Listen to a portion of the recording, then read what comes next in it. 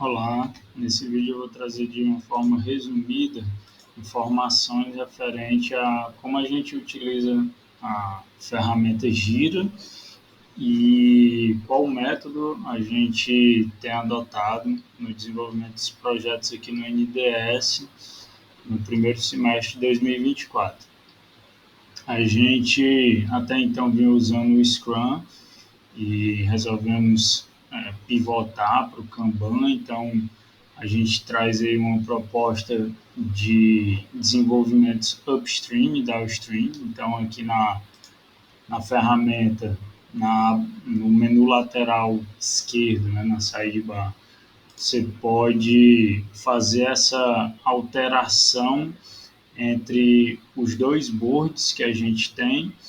O board de upstream ele geralmente vai ser utilizado mais pelo PO, facilitador do projeto, para a escrita de usuário e do QA, né, como plano de teste. Em algum momento, o PO ele vai puxar o time todo para fazer a validação daquela história, indicando quais os requisitos, funcional e não funcional, saber se a equipe técnica, né, o pessoal do front e do back entendeu corretamente. E aí, quando o card ele chega em pronto para começar, em algum momento, em conversa com o time, ele vai descer para dar um stream, que é aqui onde os desenvolvedores, front e back-end, após ter entendido sobre do que se trata a história, né, eles vão criar as subtasks, as subtarefas referentes à história de usuário. Na história de usuário, a gente traz todas as informações levantadas, né, através de entrevista com os stakeholders, clientes.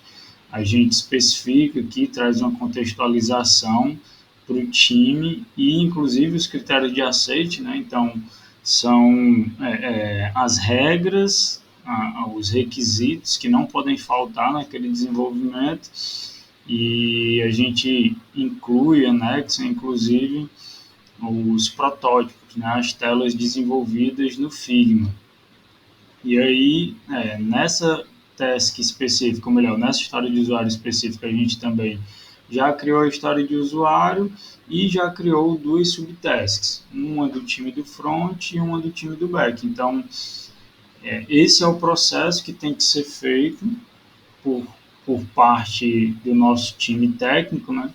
Que após essa história de usuário ela descer para o downstream, essa criação ser feita pelo próprio dev, porque a gente não teria o conhecimento técnico para contextualizar o que vai precisar ser feito especificamente nessas subtasks. Né? Então, vocês, devs, que têm um conhecimento, têm uma propriedade maior, né, do que precisa ser desenvolvido, vocês que vão nos indicar. Só que, lógico, assim, vai depender muito do conhecimento que você tem e da forma como você gosta de trabalhar, né? Porque você pode aqui no campo da descrição trazer, por exemplo, um checklist que você saiba, trazendo como exemplo essa task aqui, né? Para desenvolver a tela de sessão de introdução. Então, qual seria o passo a passo para desenvolver essa tela?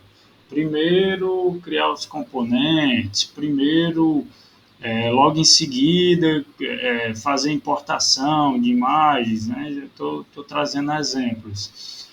Nesse caso específico, a gente vê aqui que o nosso dev do front, que sem citar nomes, né, mas ele mesmo já está atribuído aqui, ele ainda não trouxe as informações das quais ele provavelmente vai fazer uso e vai se basear. Mas aqui você pode fazer uma pesquisa, por exemplo, numa inteligência dessa daí, inteligência artificial, um chat GPT, perguntando no chat GPT qual seria o passo a passo para desenvolver uma tela de sessão de introdução de um site, ou me contextualize sobre como desenvolver essa atividade, e aí colar aqui essa informação servir como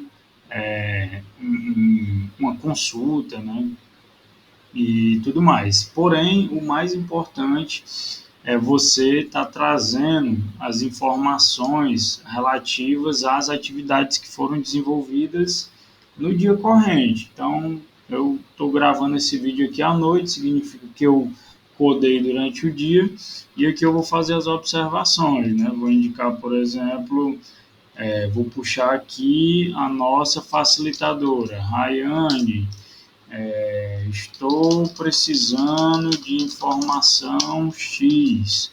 Ou então posso indicar, estou com impedimento devido ao desenvolvimento do back pelo dev Leandro, né? Trazendo aqui alguns exemplos. E aí salvar esse comentário para que não só a nossa facilitadora, mas todo o time fique contextualizado sobre os procedimentos, né?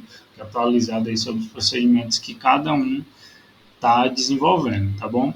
Aí, além disso, é importante saber que, ao concluir o card, né, numa atividade específica, se você reparar, a gente tem várias colunas. Isso daqui é a nossa esteira de desenvolvimento, né? Então, quando essa história ela desce do nosso upstream, ela vem para a coluna de backlog, e aí a gente cria os itens filhos relacionados a ela, as subtarefas. Caso essas duas subtarefas aqui são justamente as tarefas que estão designadas, né, que estão linkadas com a história de usuário seção de introdução. Então, eu vou manter essa minha história, digamos que eu seja um dev do front, né? Eu vou manter essa minha história aqui na coluna de desenvolvendo, e aí, quando eu concluir essa história, eu vou jogar ela para a coluna de desenvolvido, para sinalizar para o time que eu já concluí, e inclusive eu vou tirar essa atribuição de mim, que é para o pessoal entender que não está atribuída a ninguém. Então, o nosso revisor, né, no caso, um outro par da equipe de front-end, esse em revisão significa code review, né? Então, digamos que o Diego ele está disponível para fazer meu code review. Então, ele vai puxar o card que eu joguei aqui desenvolvido, vai jogar para a coluna de em revisão e vai atribuir a ele. E assim sucessivamente por todas as outras colunas até a gente chegar na coluna de publicado em produção. Ok?